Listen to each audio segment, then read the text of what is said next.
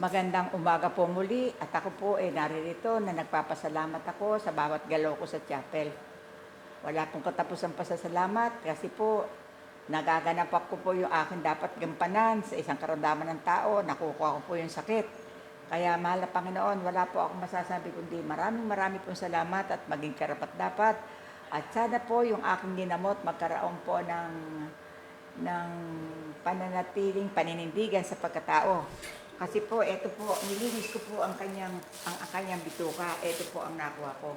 Hindi ko na po siya pinakita. Basta po, lalo-lalo yung may mga diabetes, tumataas po ang sugar. Ang paalala ko po ay laging sagad. Kayo po ay sumunod at meron kayo matututuan sa akin. Kaya kuya, maraming salamat. Salamat sa Panginoon. Sagot kayo. Salita ka. Salamat po. Okay. O sige po, babay na lang ha. Teka, saan ba yun? Nueva Ecija po. Sige po.